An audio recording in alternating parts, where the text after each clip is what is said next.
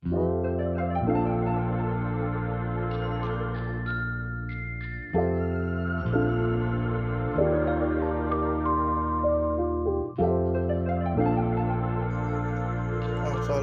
kehidupan. Teori abiogenesis, gagasan kuno bahwa makhluk hidup dapat muncul dari materi tak hidup secara spontan, seperti katak dari lumpur atau belatung dari daging busuk, didukung oleh tokoh seperti Aristoteles dan Leeuwenhoek. Teori evolusi kimia. Kehidupan berasal dari molekul anorganik sederhana yang bereaksi di atmosfer bergabungnya menjadi molekul organik kompleks seperti asam amino, didorong oleh energi dari petir atau radiasi kosmik, seperti yang dibuktikan dalam eksperimen Stainless Miller dan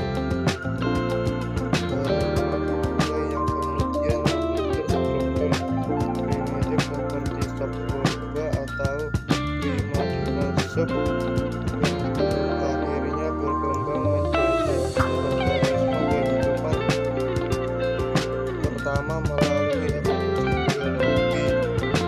Teori biogenesis, konsep ilmiah yang menyatakan bahwa makhluk hidup berasal dari makhluk hidup yang sudah ada sebelumnya, bukan dari materi tak hidup, atau akronim dari teori abiogenesis dan generatif spontania.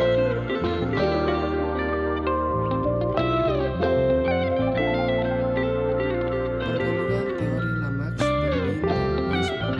Penjelasan teori Lamarck. Lamarck mengatakan bahwa evolusi terjadi karena makhluk hidup menyesuaikan diri dengan lingkungannya.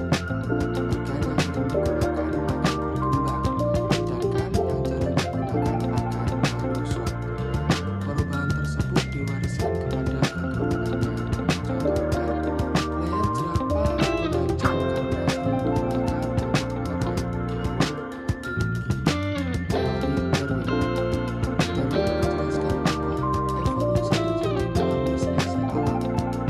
Dalam populasi terdapat variasi. Individu yang memiliki sifat paling sesuai dengan lingkungan akan bertahan hidup dan berkembang biak dalam menanamkan sifat tersebut kepada keturunannya. Teori Weismann. Weismann menyatakan bahwa warisan sangat pengaruh pada psikologi. Perubahan yang terjadi pada makhluk selama hidup tidak diwariskan. Teori ini dibantah oleh teori Lamarck, yang membuktikan melalui percobaan biologis berulang. Perbandingan teori. X. Hubungan langsung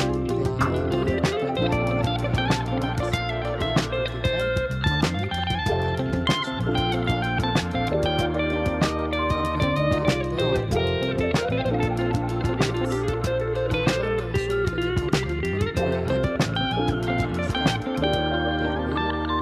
Seleksi alam memberikan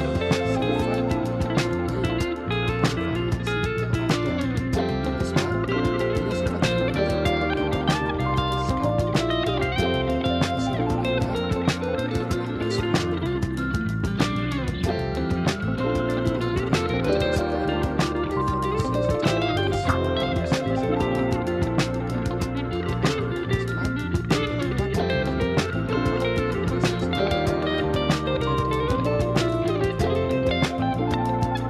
adalah bukti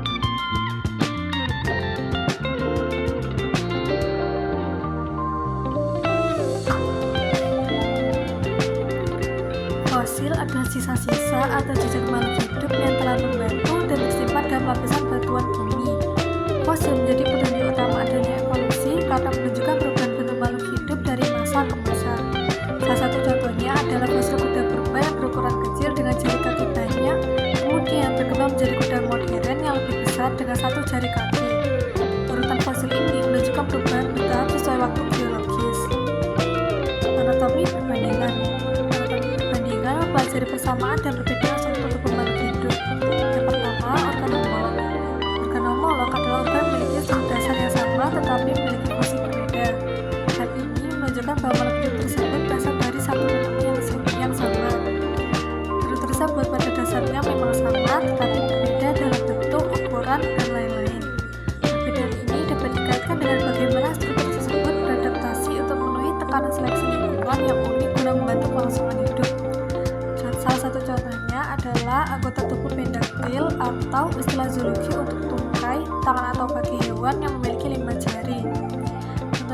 ada jantung vertebrata, yang ketiga adalah bagian mulut serangga, yang keempat adalah kaki moluska, contohnya adalah Scacopoda, siput, gurita, cumi, kerang, dan lain-lain.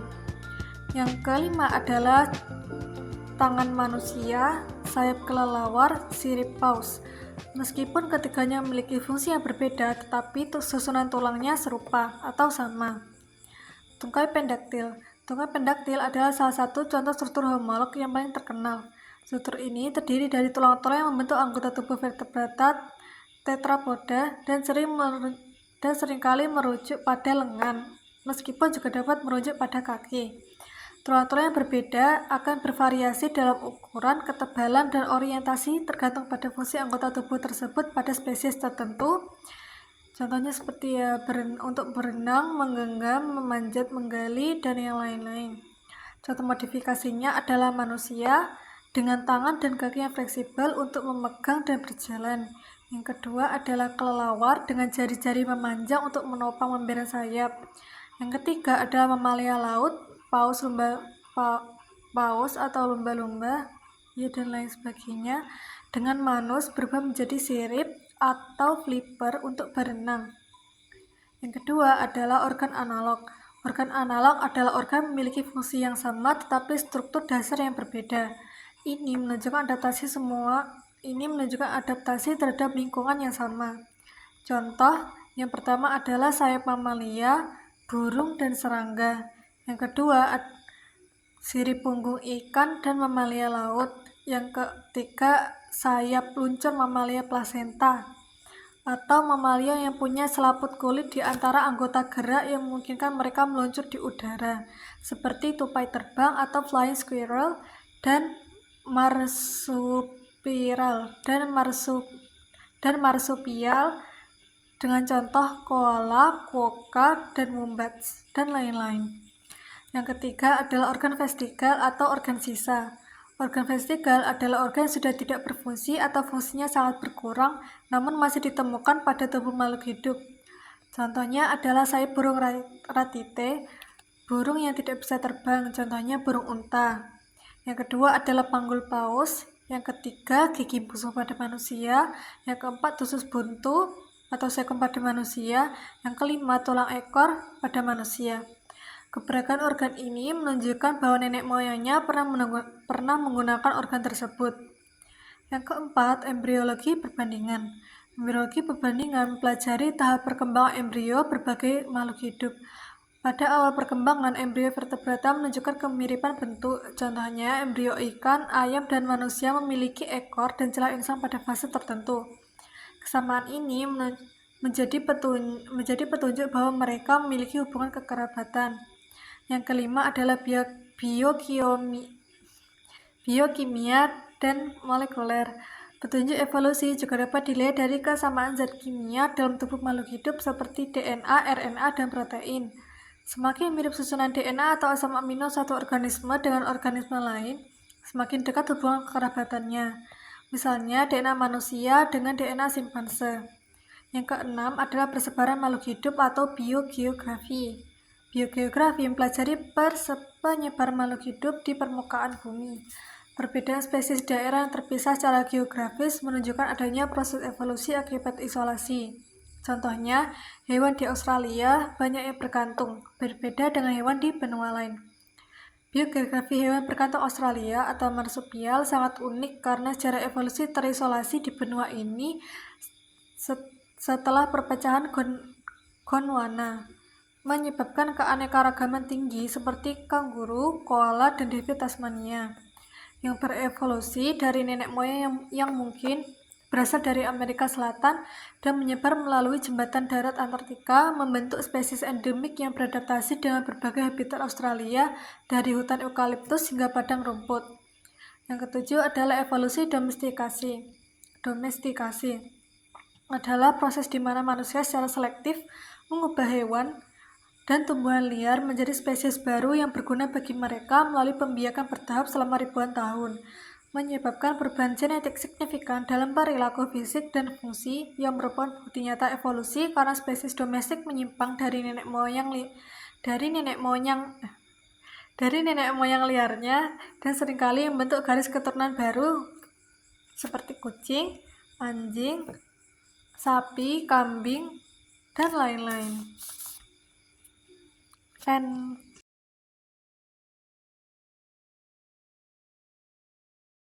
Materi yang keempat yaitu mekanisme evolusi. Mekanisme evolusi adalah serangkaian proses biologis yang menyebabkan terjadinya perubahan sifat-sifat makhluk hidup dari generasi ke generasi, sehingga menghasilkan keanekaragaman hayati dan adaptasi terhadap lingkungan.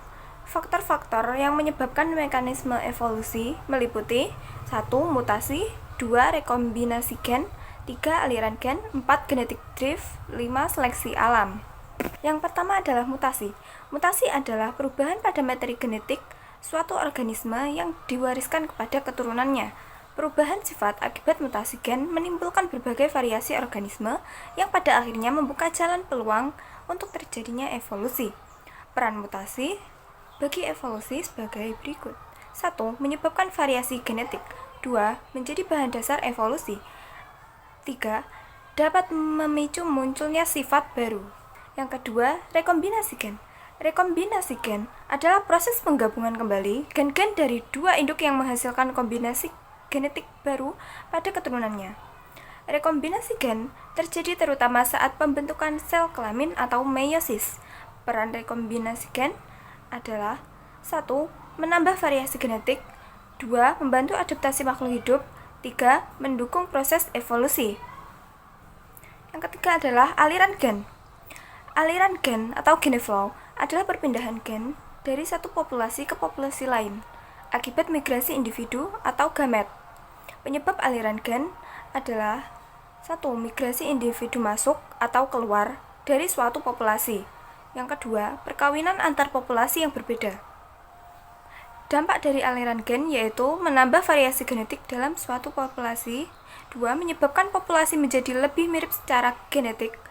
Yang ketiga adalah menghambat terbentuknya spesies baru jika aliran gen terus terjadi. Yang keempat yaitu genetic drift. Genetic drift adalah perubahan frekuensi gen dalam suatu populasi yang terjadi secara acak, bukan karena seleksi alam. Peristiwa ini paling berpengaruh pada populasi kecil. Peran genetic drift yaitu 1. Mengurangi variasi genetik, 2. Menyebabkan perbedaan genetik antar populasi, yang ketiga, mempercepat evolusi pada populasi kecil. Yang kelima adalah seleksi alam. Seleksi alam adalah proses evolusi di mana makhluk hidup yang memiliki sifat paling sesuai dengan lingkungannya mampu bertahan hidup dan berkembang baik, sedangkan yang kurang adaptif akan tersingkir. Salah satu contoh seleksi alam adalah jerapah. Dengan leher panjang, lebih mudah mendapatkan makanan. Hukum Hardy-Weinberg. Godfrey Harold Hardy, seorang matematikawan Inggris, dan Wilhelm Weinberg, seorang dokter Jerman, secara terpisah menyimpulkan bahwa evolusi terjadi hanya jika keseimbangan genetik terganggu. Dari prinsip ini, lahirlah hukum Hardy-Weinberg yang menyatakan bahwa frekuensi alel dan genotip dalam kumpulan gen suatu populasi tetap konstan selama beberapa generasi kecuali kalau ada yang bertindak sebagai agen lain selain rekombinasi seksual. Hukum ini menggambarkan populasi ideal yang tidak mengalami evolusi. Jadi, jika hukum Hardy-Weinberg terjadi, maka evolusi tidak akan terjadi. Namun, jika evolusi terjadi, maka hukum Hardy-Weinberg ini tidak berlaku. Hukum Hardy-Weinberg dapat terjadi jika 1. Populasi harus cukup besar sehingga tidak memberi peluang bagi perubahan frekuensi gen. 2. Perkawinan antar genotip yang satu dengan genotip yang lain terjadi secara acak. 3. Tidak terjadi mutasi. 4. Tidak terjadi seleksi. 5. Tidak terjadi migrasi.